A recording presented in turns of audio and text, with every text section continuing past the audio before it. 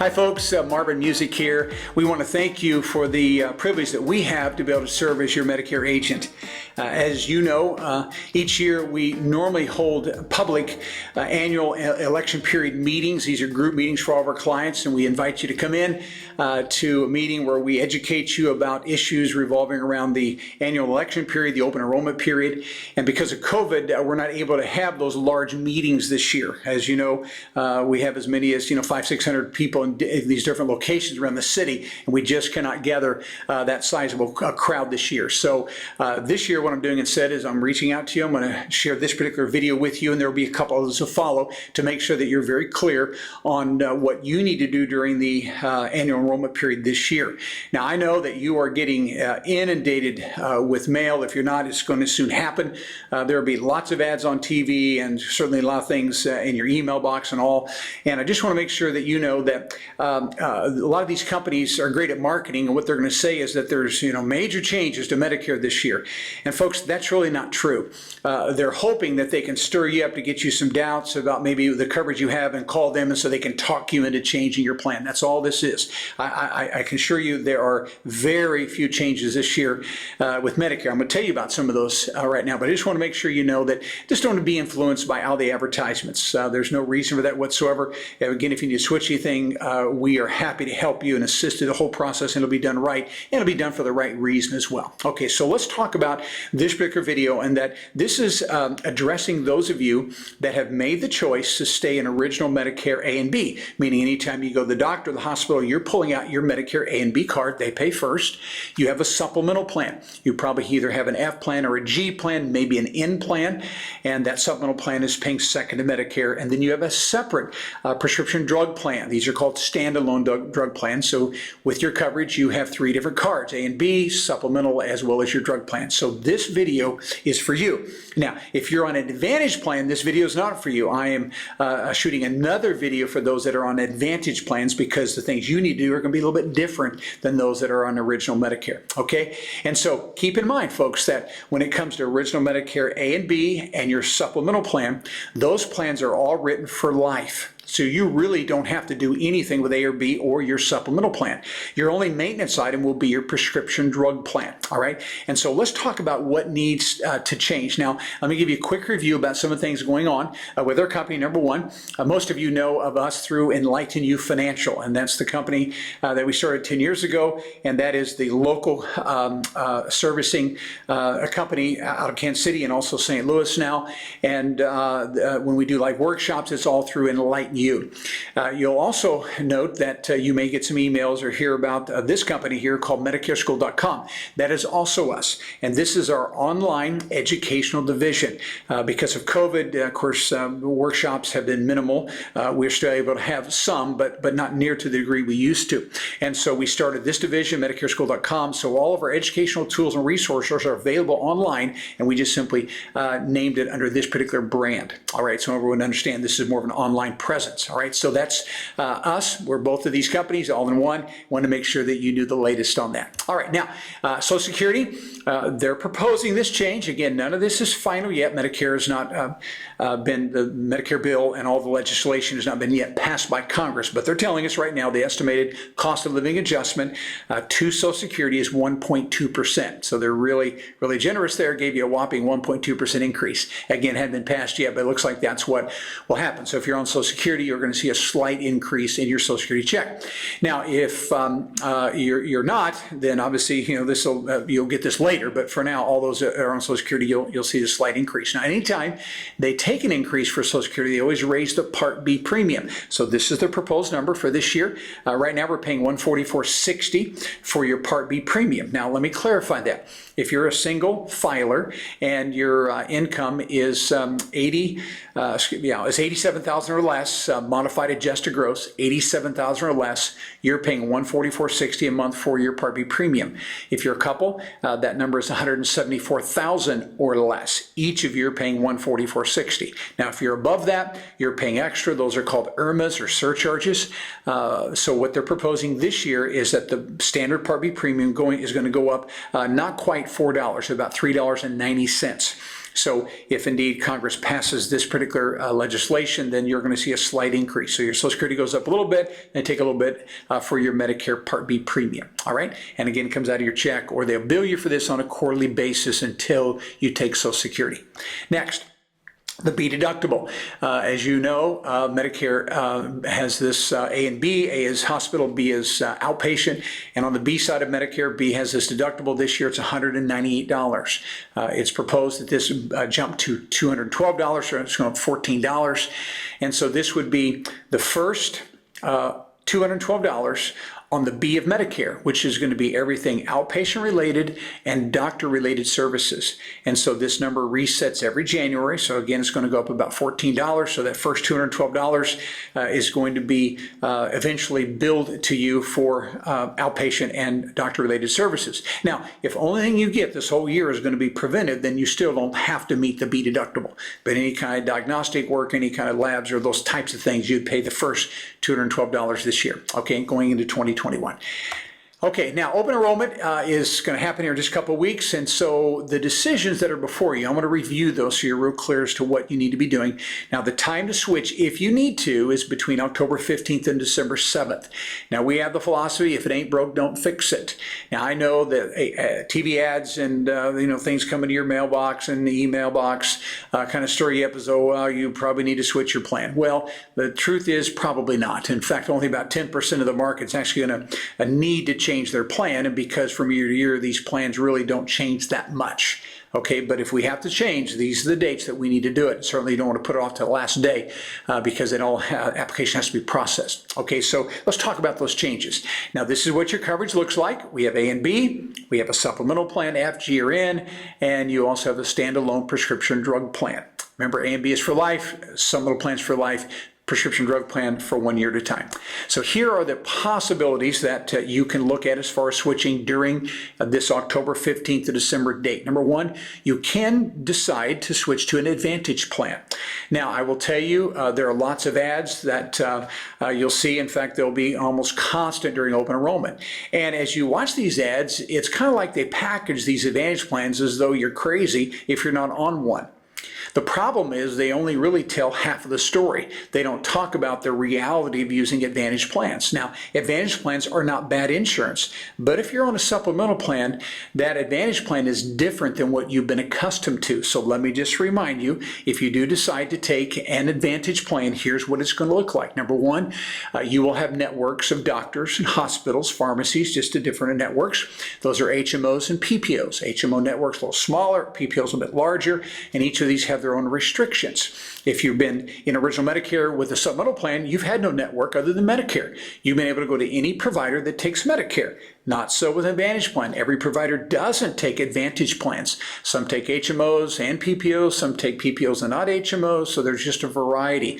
So again, you're not going to be able to go just anywhere that you want. Not going to be able to go just any hospital that you want because you're dealing now with networks with Advantage plans. Number two, you are now going to have copays. If you're on a supplemental plan, you really don't have any copays. At the most, you're paying your B deductible. This year, $198. That's all you're out of pocket. So the way they structure these plans is they have zero premiums, usually, or very low, but now you pay as you go. So you see a specialist, it's going to cost you $25 to $50. You have an MRI, it's probably going to cost you $250. Have an outpatient surgery, maybe $300. Go to the hospital, maybe $350 a day. So you pay as you go. And so again, they're structured differently. And that's what all the Advantage plans, that's the way they work. So you'll have copays instead of just a premium. And then number three, pre-authorizations. Now this is really one of the biggest differences. If you're in original Medicare with a supplemental plan, you have never had to have a pre-authorization. If the doctor says you need something, a certain service or a surgery or procedure, and Medicare covers it, it's done. No one has to pre-approve that whatsoever. But if you go on an Advantage plan, they tell us right now that about 70% of all the services that people need on Advantage plans have to be pre-approved or pre-authorized by that Advantage company. So your doctor does not have the final say-so. The final say-so is done by somebody sitting in a cubicle in the home office of that Advantage plan. And again, that doesn't make it bad, but it is different. We've had situations where someone needed a hip replacement and the Advantage plan said, no, we're not going to pay for a full hip, we'll pay for a rod only. Had recently a lady need a full hip replacement, and Advantage Plan said, no, not paying for that now. Go to therapy for 9 months. Check back with us. We'll see how you're doing. And so those kinds of things can happen on Advantage plans where you would not have that with a supplemental plan. All right, so they're just different.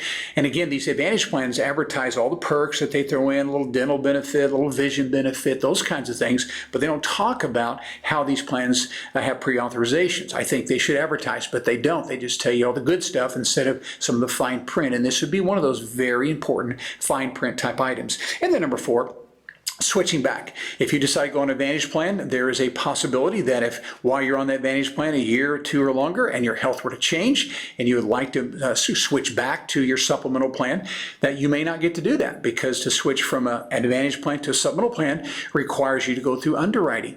And that means the insurance company does not have to take you. They're not going to take your pre-existing conditions. You're going to be asked about 25 health questions. They're going to check your medications to see what you're being treated for, and they may get a statement from your doctor. So to move from Advantage to a supplemental plan, you may not get to make that move. And so I've seen plenty of people who move to an Advantage plan thinking they're going to save themselves some money, want to move back, but their health changed in that time and they're not able to move to a supplemental plan again. All right, so those are the ways that these Advantage plans work. So I want to make sure if you decide to make that move, it is something that you can do, but you have to live with these particular consequences. And some of you who've been in my workshop know the way I describe supplemental plans is it truly is Cadillac insurance. Very, very high quality, very ease of use. But again, you have to afford the Cadillac. You have to afford that premium. I look at an Advantage plan as like a Kia. And a Kia is a fine car, but it's different than the Cadillac. It's just a different ride, different features. And so if you say, hey, I'm fine with a Kia, then an Advantage plan may work for you. But if you want the Cadillac and you can afford that little extra for a premium, then you may want to stay right where you are. But if you do decide that switching is in your best interest, and you're not just stirred up because of an ad or someone made you feel foolish because you didn't have one of these Advantage plans as though, they're the greatest thing since sliced bread, right? Here's the process we're following in this year. If you want to switch, you'll go to this particular website. This is our domain, switchtoadvantage.com, switchtoadvantage.com, and you're going to fill out a form. Because in order for us to help you make that switch, we do have to know your medications, your doctors, hospitals you'd prefer to go to, and your pharmacies you'd like to go to as well. So we have to know those details. And you fill out the form, then one of our advisors will reach out to you, and they will go through all this information, making sure that you know which plans are available to you and which would be some of your best options. And we're happy to assist in this whole process, but you got to fill this form out so we can do our homework before we call you, so we can share with you exactly what's going to be available to you. Okay, so switch to advantage.com, and if you decide to do that, we are happy to assist in that process. And remember, if you make that switch, then we can no longer help you, because we have to retain the agent of record to be able to assist you in the future, and it'd be our privilege to be able to do that. So let us know through that particular website if you want to switch. Now, those of you on the supplemental plans know that you have to have a separate drug plan. We call those standalone drug plans. And there's a possibility that you may need to switch your drug plan this year. They tell us that about 10% of all people will switch their drug plan. 90% will not, because they didn't need to. And so if you need to do that, there's a reason for that. So here's the way this is going to work. Right around between the 1st of October and the 15th of October, your present drug company, the insurance company that has you covered for your prescriptions, is going to send you what is called an ANOC. It stands for Annual Notice of Change. And that's supposed to be to you right around the 1st of October. And I want to encourage you, open up the ANOC. Every year we will get calls, in fact multiple calls, typically in January, February, and people as they go to get their prescription filled realize that their plan has changed. Maybe the premium went up, or the medication was dropped, or something happened to the plan, and now they just figured it out and they're calling and they're upset. And well, what's happened, Marvin? Well, what I know happened is you did not open your annual notice of change. You assumed because you liked your plan in 2020 that you'll like it in 2021. Well, 90% chance you will like the plan, but there's a small chance, about 10% chance, that you're not going to like your plan going into next year. And the way you'll know this is by opening up your ANOC, open the envelope, and here's what you're looking for. Number one, what do they do with the premium? Now, normally the premiums do not go up drastically. If they raise them up, it's a few dollars, sometimes they even go down a little bit, but check the premium. Number two, you want to make sure that your medications are still covered. they do drop from time to time medications from their formulary.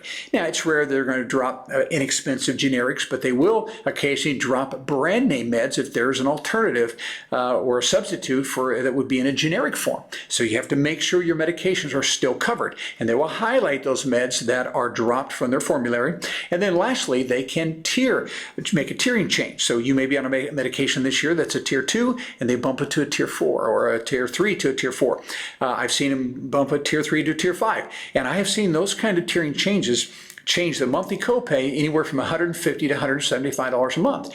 And if you open your annual notice of change, you're going to see that. But if you don't, you're going to find that out when it's too late, when you go to get your prescription filled in January or February. All right, so open the packet, make sure you are on the right plan. So let's suppose they have made a change that you're not happy with.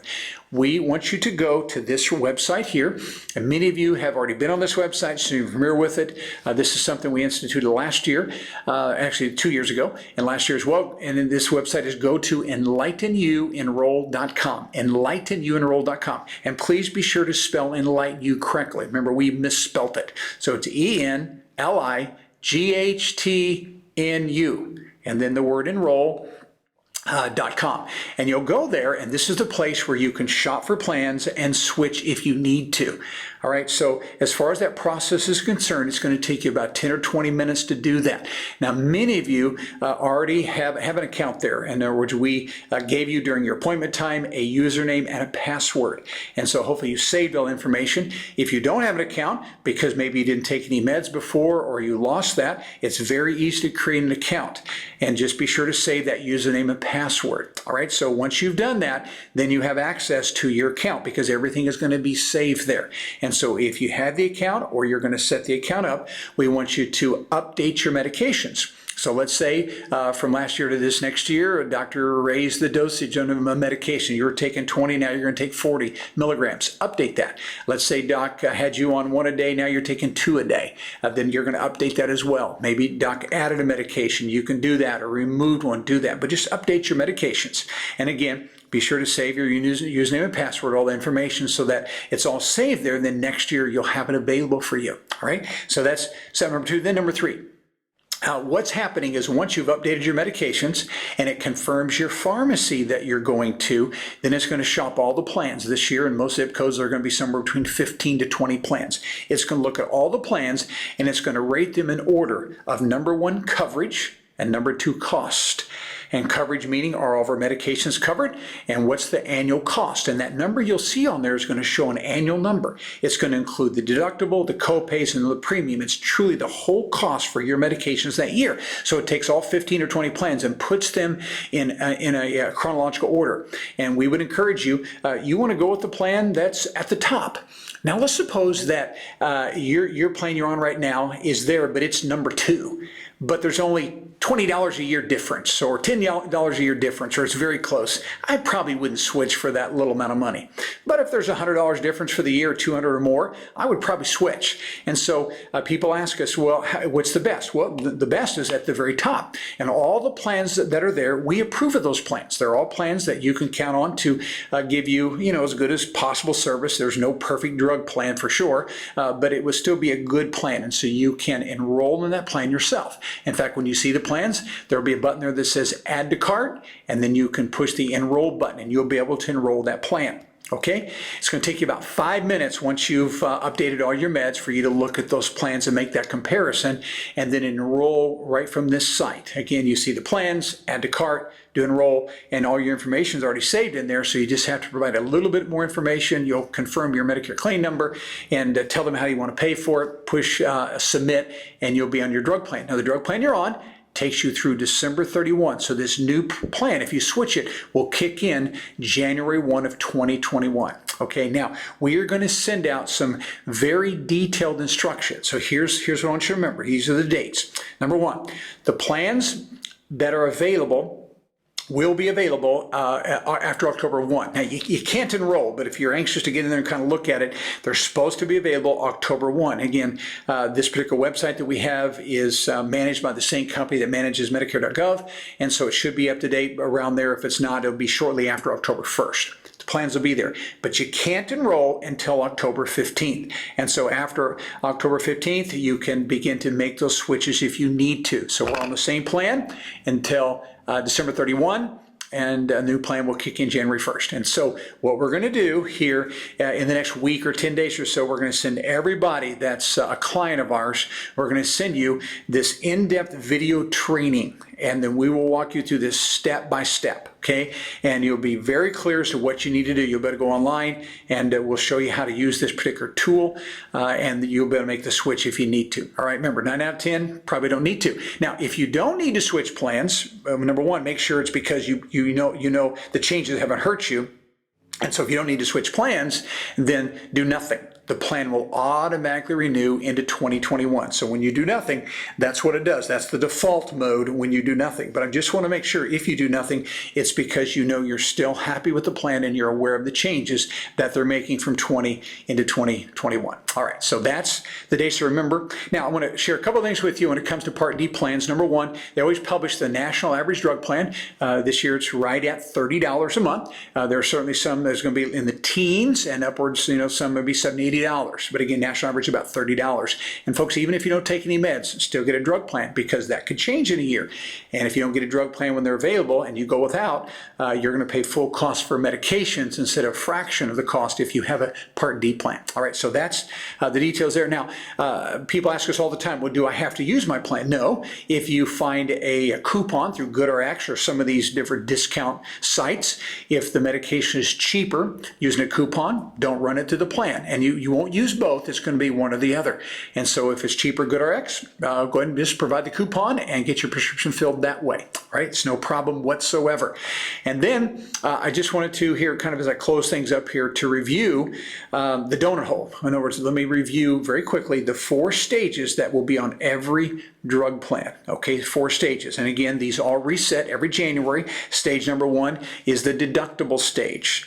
Deductible this year, 2021, is $445. 2020, it's $435. So they raised the deductible $10. Now, many of you will never even reach your deductible. You're on very low-cost meds, and what that means is that your copays are applied to the deductible. Now, if you're on high-cost medications, heart meds that are brand, insulin-dependent diabetics, just different things that may be expensive, then you will meet your deductible. So the first $445 is going to be out of your pocket. But if your copays are very low, a couple dollars for your meds, then you probably will never reach that. All right, so that's the deductible this year. But if we do reach our deductible through our copays collectively, anytime that happens, whether it's 1 month or 2 months or 5, whenever, then that takes us to stage number 2. And now we have our second copay. And so these copays are very reasonable, normally about 10% of the retail cost, very, very low. But remember what's happening in this stage. Medicare is tracking the retail cost.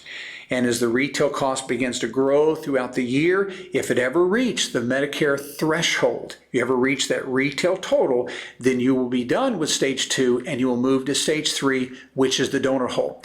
And this year's threshold went to $4,130. 2020, it's $4,020. So they raised it $110. So total retail cost of all your medications. And again, you didn't pay $4,130.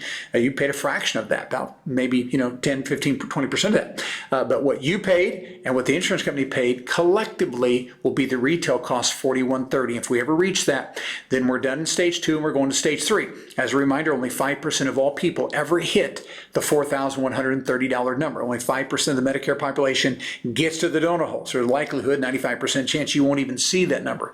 But if you do, then we're going to stage 3, and now we're in that coverage gap, or what we call the donut hole. And in the donut hole, you will pay 25% of all the retail cost of your medication. So if I'm on a medication that retails for $100, now in this stage, I'll pay $25. If it retails for $500, I'll pay $125. Now, a lot of people have asked us, what about the changes that the Trump administration has made for insulin? That is true. We understand those changes are coming, but right now, we do not have any details about that. They should be forthcoming soon, but they've promised that they're going to lower the cost of some of the insulins. months. And so you may not have to even reach the donut hole this year because of your insulin. And if you do, it should be at a very low cost. All right, but again, we don't know any details about that just yet. All that is forthcoming. So those who get the donut hole, now we have another number, $6,350. Only 1% of the Medicare population ever reaches this number. And this number, again, is not what you paid out of your pocket. You probably spent about $1,500 out of your pocket at this particular stage. But that's what you would pay in the donut hole, 25% of the retail cost, and they're tracking a whole different number. All right, and then if you happen to get out of the donut hole, which is only 1% of the Medicare population, now we're in the last stage, which is called catastrophic. Here, everyone's happy again because now our meds are very, very cheap. We pay at most 5% of the retail cost. So if a $100 retail cost medication and catastrophic cost me $5. All right, so we're going to have to work through the stages. There's no way to avoid these stages. Every prescription drug plan has them. Now, you may find a plan that's kind of a high premium plan that doesn't have a deductible. There may be a couple of those this year, but the majority of plans are going to have that deductible, and then you'll go through these stages. All right, so that's the way the drug plans are going to be structured this year. That's the details. And then lastly, I'll close with this. Some of you ask about dental plans, and so when we send you the information about knowing what you need to do to look up your meds and that whole training on the enlightenedunenroll.com website that relates to changing drug plans, we're going to send also some information out about dental plans. There's a couple dental plans really that are, I think, above the rest, and so we're going to tell you about those this year. If it's something you want, you can let us know. We're happy to assist in the enrollment as that as well. But anyways, we'll get that out to you. All right, so that concludes this particular video. I know I'm a little windy. You're not, you're kind of accustomed to that, but I want to make sure you know that any of these changes you need to make, we're happy to assist you. Of course, use these tools we talked about, because if we do the switching for you and with you in these tools, then we retain the agent record and we're able to assist you with customer service issues, questions, and all those kind of things. But if you switch through any of the means, we cannot help you. Insurance companies will not allow that to happen. So it'd be our privilege to assist in any way that we can.